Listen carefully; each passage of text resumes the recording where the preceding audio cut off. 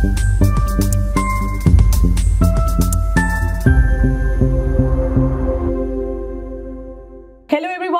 To यज्ञ investment academy. मैं हूं आस्था और आज मैं परिमल सर से क्वेश्चन करने वाली हूं एक बहुत ही इंपॉर्टेंट टॉपिक पे, जो कि है आईपीओस। अब क्योंकि मार्केट अच्छे से रिकवर कर गई है, इनफ्लो ऑफ कैश मार्केट में बढ़ चुका है, now companies are coming up with IPOs. But सबसे बड़ा question still remains to be answer, IPOs क्या एक्चुअली बेनिफिशियल है एंड हमें इन्वेस्ट करना चाहिए या नहीं। तो इसके ऊपर करेंगे हम पॉइंट बाय पॉइंट डिस्कशन। सबसे पहला my question to you is sir, क्या IPO investing is a quick way to make money?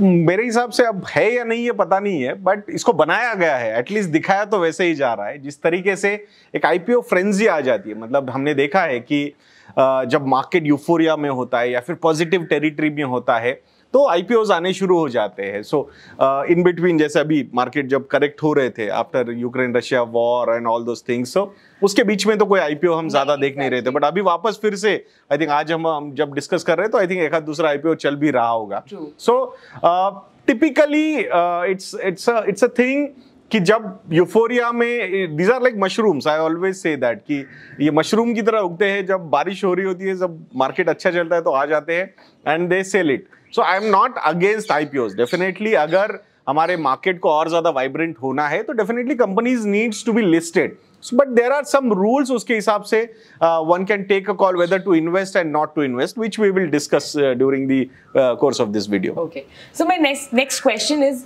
IPO actually एक लॉन्ग टर्म इन्वेस्टिंग स्ट्रैटेजी है या फिर इमीडिएटली लिस्टिंग गेन बुक करने का एक मेथड?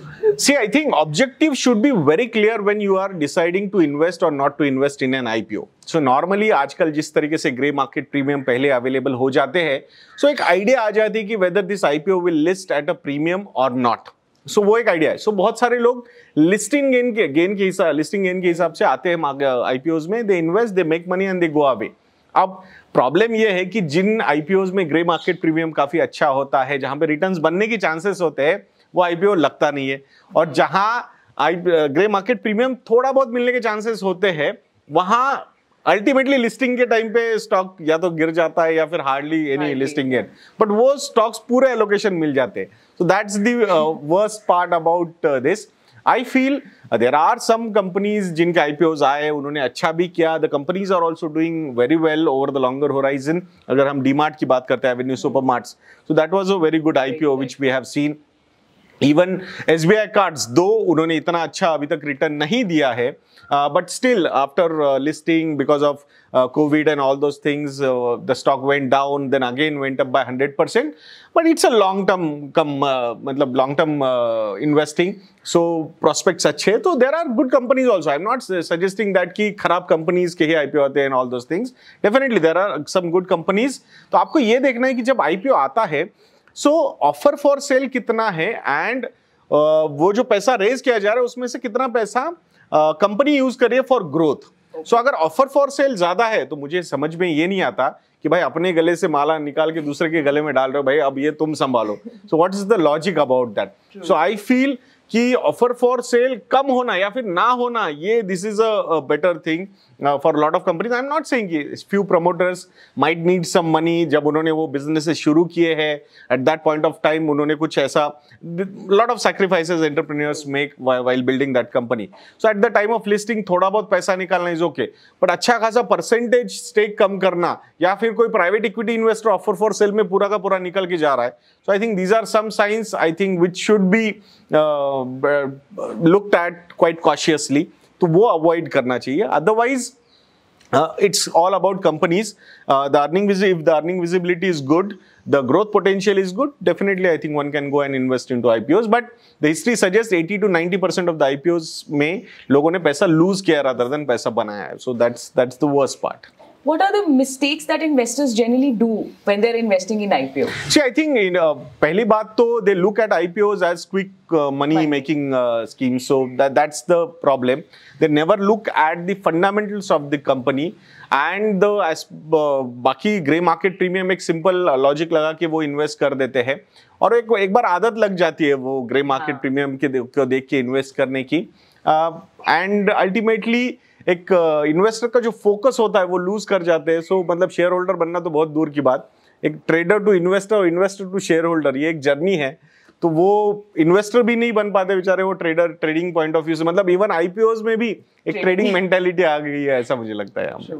तो सर हम कैसे, मतलब people will keep investing on IPOs, हम कैसे बोलें कि ये IPO अच्छा है, ये IPO बुरा है? नहीं, आई थिंक मैं जैसे हमने बात की थी कि उसका स्ट्रक्चर कैसा है, उस पर बहुत सारी चीजें डिपेंड कर सकती है। पहली बात तो कंपनी ओवरऑल कैसे परफॉर्म कर रही है, वैल्यूएशन रीजनेबल है या नहीं है, अर्निंग विजिबिलिटी, ग्रोथ पोटेंशियल कैसा है कंपनी का, एंड अगर सारी चीजें अच्छी लग रही है उसके बावजूद अगर प्राइवेट इक्विटी इन्वेस्टर उसमें से निकलना चाहता है, तो are there any reasons for them to get away from that particular company? ये सारी चीजें देख के one should invest. So there is nothing right और रॉन्ग, इट्स ऑल अबाउट कि आप धीरे धीरे जब उसको एनालाइज करोगे तो आपको पता चलेगा कि whether to go with that or not to go with that. So understanding कि IPOs में क्या होता है and कैसे होता है, हम और generally ये भी बात करते हैं कि हर इन्वेस्टमेंट हर इंसान के लिए नहीं है. It depends upon their risk appetite, their age and several other factors. Right. तो IPO actually किस इन्वेस्टर के लिए आइडियल है? नहीं, आई थिंक मैं बिल्कुल उसको अलग से नहीं देखना चाहूंगा यहाँ पे।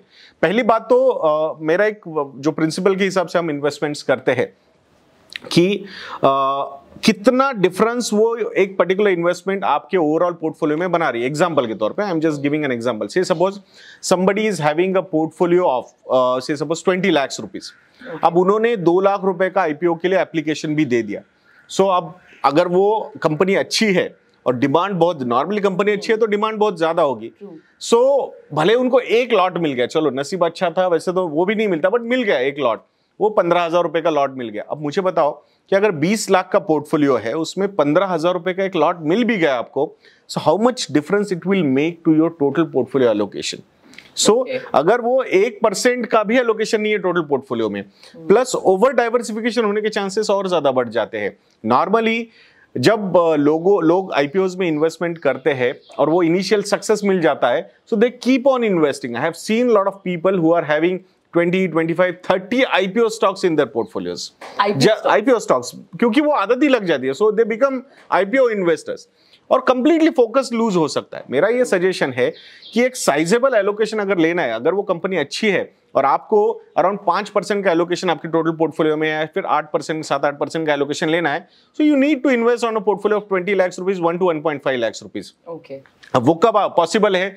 जब वो कंपनी लिस्ट हो जाएगी, उसके बाद ही आप वो ले सकते हो, क्योंकि आईपीओ में तो इतना मिलेगा नहीं आपको एलोकेशन, और चांसेस ये भी है कि लिस्टिंग उसकी थोड़ी सी हायर प्राइस पे हो। So you need to watch that company for more time, you will get opportunities. ये जो टिपिकल एक यूफोरिया होता है initial, that will die down, and at some point of time the company will come at fair valuation, and at that point of time you can become a shareholder. So for me, सिर्फ IPO के point of view से allocation लेना है, for me it is a business, a company which should have a good earning visibility and growth potential. I think काफी लोग शायद IPO में इसलिए भी आते हैं बिकॉज़ जो फोमो होता है ना, fear of missing out, right, कि वो ना हो जाए तो आईपीओ में। और आजकल तो ये सोशल मीडिया में इतने सारे इन्फ्लुएंसर्स है, they will keep on influencing so many avenues, Twitter, YouTube, Insta and all those things. So I think enough avenues to confuse investors. So my last question is, and I think everybody would want to know, do you invest in IPOs? No, I don't invest in IPOs. The reason as I told you, because if I have 100 rupees, if allocation doesn't allow me to have 5-6% in that company, so I'll wait for that company to list, and after that I'll take allocation to that company if at all I like that company. Have you ever invested in any IPO? I had invested into that SBI Cards IPO at that point of time. But I was so unfortunate. One IPO I applied for, and I was unfortunate that COVID happened and the stock went down. So I am having that holding. I increased that holding. But for me, it was a good thing at that time when the stock went down. So I bought that more quantity of that particular company. So that was the only one. That was the only one. So otherwise, I never applied. So in this euphoria, that post-pandemic euphoria, I have never applied for any stock. So this was all about IPOs. I hope अब जब IPOs आएंगे, so you can make a wise decision whether not to invest in IPOs and how to do all about it. आपको ये video अच्छा लगा तो please like करें, share करें एंड सब्सक्राइब भी करें, and do visit our channel and have a look at our research products and use करें कूपन कोड फ्रीडम, जहाँ पे आपको मिल सकता है एक exciting discount. Thank you so much.